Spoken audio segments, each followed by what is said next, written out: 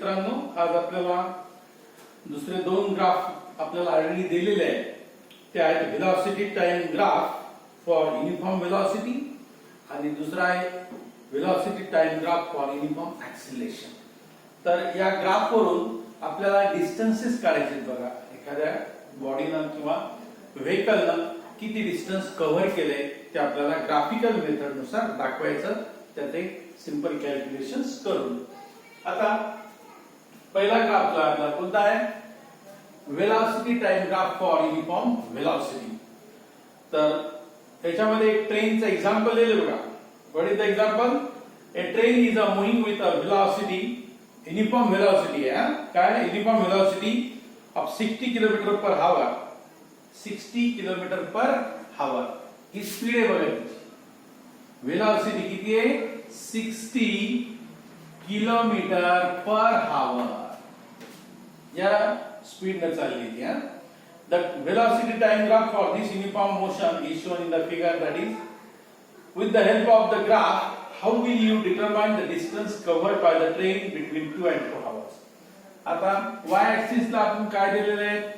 Velocity दिली त्याची, आणि x axis ला टाइम दिले बघा. तर 1 आवर, 2 आवर, 3 आवर आणि 4 आवर. तर त्यांनी सांगितलं आता 5-6 तास आहे ना, फॉर 5 आवर्स टोटल डिस्टन्स जे आहे कव्हर हे केलं, तिनं ट्रॅव्हल केलं 5 तासासाठी.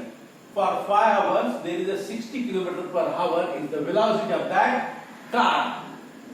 कार दिलं का? ट्रेन दिलं आपल्याला. ट्रेन दिलं याच्यामध्ये. तर ट्रेनचं हे एक्झाम्पल दिले. तर पहिल्या याच्यामध्ये काय विचारलं त्यांनी, how will you determine the distance, किती डिस्टन्स कव्हर केला असेल त्या ट्रेननं 2 and 4 hours मध्ये, म्हणजे 2 तास आणि 4 तास. 2 तासानंतर 4 तास जे आहे ना याच्यामध्ये. आता याचा डिफरन्स काय आहे? पहिला टाइम काय 2 आवर्स म्हणजे T1 असेल, दुसरा T2 असेल 4 तास म्हणजे. तर 4 मायनस म्हणजे T2 minus T1 that is 4 minus 2 that is 2. म्हणजे 2 तासामध्ये 60 किलोमीटर पर आवर या व्हेलॉसिटीनं ती ट्रेन जात आहे. तर अशा वेळेला तिनं किती डिस्टन्स कव्हर केला असेल तर ते काढायचं. मग ते डिस्टन्स काढण्यासाठी आता आपल्याला त्यांनी काय काय दिलेलं आहे? टाइम दिलेला आहे, आणि 60 किलोमीटर पर आवर ही काय त्याची व्हेलॉसिटी आहे. तर 60 ही काय आपलं ग्राफिकल त्यांनी दिलेलं y ऍक्सिसचं डिस्टन्स आहे, आणि हे 2 into 60 म्हणजे आपल्याला काय करायचंय, याचा एरिया काढायचा आहे. तर हा काय आपला आहे क्वाड्रँगल आहे. तर याचा आपल्याला एरिया काढायचा आहे. तर एरिया एबीसी, एरिया ऑफ एबीसीडीचा एरिया काढणार तुम्ही. लेंथ किती दिली आपल्याला? 60 आहे, आणि ब्रीथ किती आहे? तर 2 आहे. तर 60 into 2 means 120 kilometre per hour. म्हणजे ताशी हा तिचा वेग आहे किलोमीटर पर आवर मध्ये. एका तासात म्हणजे 60 च्या व्हेलॉसिटीनं 60 व्हेलॉसिटी मध्ये ती ट्रेन 2 तासामध्ये किती चालली आहे? पर आवर नाही म्हणता येणार, 2 तासामध्ये in 2 hours the train covers the distance equal to 120 kilometer. एवढं डिस्टन्स तिथं कव्हर केलेलं दाखवायचं आहे. परत त्याने एक क्वेश्चन विचारला, what is the acceleration of the train? ट्रेनचं ऍक्सेलरेशन काय असेल? आता ऍक्सेलरेशन सांगता येईल का तुम्हाला? इथं काय आहे? व्हेलॉसिटी तर 60 किलोमीटर पर आवर आहे, म्हणजेच ऍक्सेलरेशन काय असेल? 0 असणार आहे. कारण चेंज इन व्हेलॉसिटी नाही आहे ना, व्हेलॉसिटी चेंज नाहीये. आणि ज्यावेळेस चेंज नसतो व्हेलॉसिटी मध्ये, कंटिन्युअस व्हेलॉसिटी असते कॉन्स्टंट, त्यावेळेस ऍक्सेलरेशन काय असतं? 0 असतं. तर इथं ऍक्सेलरेशन 0 असेल. दुसरं example, velocity time graph for uniform acceleration. आता इथे ऍक्सेलरेशन दिलेलं आहे. तर एक्स ऍक्सिस ला टाइम आहे, वाय ऍक्सिस ला काय आहे? व्हेलॉसिटी मीटर पर सेकंड मध्ये दिलेली आहे. तर हा ग्राफ युनिफॉर्म ऍक्सेलरेशनचा आहे. युनिफॉर्म ऍक्सेलरेशनचा ग्राफ कसा असणार आहे? स्ट्रेट लाईन असणार आहे. हा स्ट्रेट लाईन ग्राफ आहे. तर आता बघा त्यांनी काय विचारलंय ते सांगू आपण. Velocity time graph in the figure shown that is a uniform ऍक्सेलरेशनचा ग्राफ आहे आपला. The velocity changes by equal amounts in equal time interval. Velocity equal amounts मध्ये चेंज होईल पहिल्या 5 सेकंदानंतर किती 10 सेकंदानंतर किती 5 नंतर 8 आणि 10 नंतर किती आहे 16 त्यानंतर 15 नंतर ती 24 आहे अशी काय होईल युनिफॉर्म ऍक्सेलरेशन होईल युनिफॉर्म असल्यामुळं ते कसं इक्वल टाइम इंटरवल मध्ये इक्वल आपल्याला वेलोसिटीज मिळते त्याच्यामुळे आपल्याला ऍक्सेलरेशन कसं मिळणार आहे तिथं ऍक्सेलरेशन युनिफॉर्म आहे 5 मिनिटाचा इथं टाइम इंटरवल आहे for all uniformly accelerated motion the velocity time graph is a straight line uniform accelerated motion आहे बॉडीची म्हणजे ग्राफ हा कधीही कसा असणार आहे स्ट्रेट लाईन असणार आहे For non-uniform accelerated motion, the velocity time graph may be a shape depends upon the acceleration changes with time. तर तो नॉन लिनियर असेल हा लिनियर आहे तर नॉन युनिफॉर्म साठी कसा असेल तो असा नॉन लिनियर असेल नॉन युनिफॉर्म साठी तर फ्रॉम द ग्राफ आता ग्राफ मध्ये आपल्याला काय दिलंय from the graph in figure 1 we can determine the distance covered by the car between 10th and 20th second 10th आणि 20th सेकंड या दोघांच्या दरम्यान त्या कारनं किती डिस्टन्स ट्रॅव्हल केलं ते काढायचं बघा how much distance covered in between the 10th and 20th second as we did the case in the train in the previous example the difference is that the velocity of the car is not constant आता velocity जी आहे कारची ही constant नाही आहे unlike that the train but is constantly changing because of uniform acceleration velocity constant नाही आहे परंतु कशी आहे युनिफॉर्मली ऍक्सिलरेटेड मोशन आहे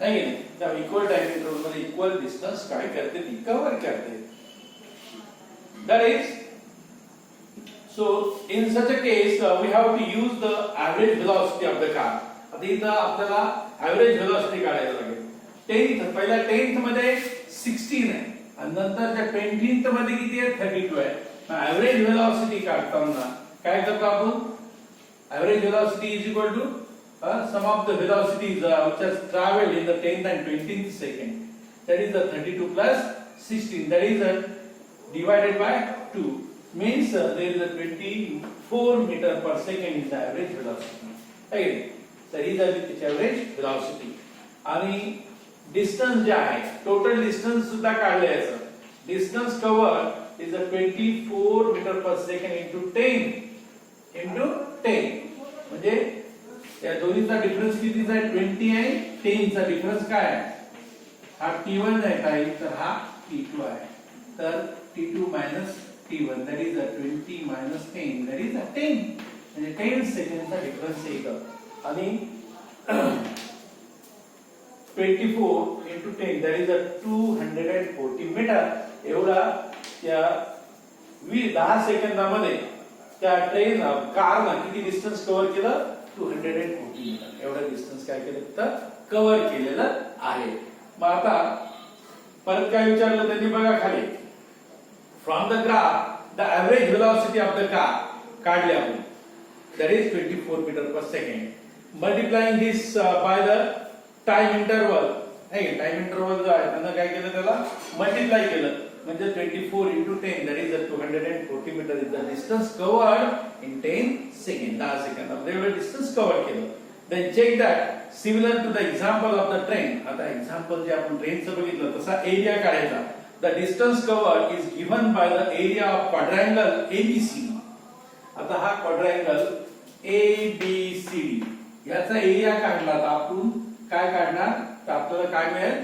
टोटल डिस्टन्स किती कव्हर केलं त्या कारनं ते मिळणार आहे तर आपण इथं बघितलेलं आहे प्रिवियस एक्झाम्पल्स मध्ये सुद्धा बघितलेलं आहे एरिया काढला होता आपण आता इथे एरिया काही रेक्टँगल नाही आहे तर इथं कसं आहे क्वाड्रँगल आहे मग आता हा क्वाड्रँगलचा एरिया काढण्यासाठी आपल्याला काय करावं लागेल आधी हा रेक्टँगलचा एरिया काढावा लागेल आणि ट्रायंगलचा आणि दोन्हीचं ऍडिशन करून आपल्याला टोटल ट्रॅपेझियम म्हणजे क्वाड्रँगलचा एरिया मिळणार आहे मग आता हा एरिया काढण्यासाठी आधी काय केलं आपण एरिया कशाचा काढला एरिया कशाचा दिला आधी बघा आधी याचा काढा रेक्टँगलचा area of rectangle area of rectangle किती आहे AB AD AD into DC होईल काय AD into DC तर किती आपल्या त्या साइड दोन्ही 16 into 10 that is equal to 160 metre square. हा 160 मीटर स्क्वेअर आहे हा एरिया मिळाला आपल्याला रेक्टँगलचा आणि दुसरा एरिया कशाचा आहे एरिया ट्रायंगल काय ABC आता ABC चा एरिया काढायचा आहे तर काय करावं लागेल त्याला 1/2 into is equal to काय होईल AB आता area of right angle triangle that is ABE is 1/2 into A into BE A into काय BE मग आता 1/2 A किती आपली 10 आहे आणि B किती आहे 16 आहे तर 2 ने डिवाइड केलं किती आलं 5 into 16 that is 80 metre square हा आला ट्रायंगल ABE चा एरिया आणि आता टोटल आपल्याला क्वाड्रँगलचा एरिया जर सांगितलं त्यांनी काढायला सांगितलं तर मग क्वाड्रँगलचा एरिया काय होईल total area of quadrangle that is ABCD is equal to काय होईल एरिया ऑफ आपण रेक्टँगल काढला किती आला 160 प्लस हा किती आला ट्रायंगलचा 80 that is equal to 240 metre square म्हणजे एवढाच एरिया आला त्याचा आपण जो आपण आधी पाहिला होता distance covered that is 24 into 10 into 240 and from graphical method or from the graph they is also equal that is in case of the trapezium the area is equal to 240 meter per meter square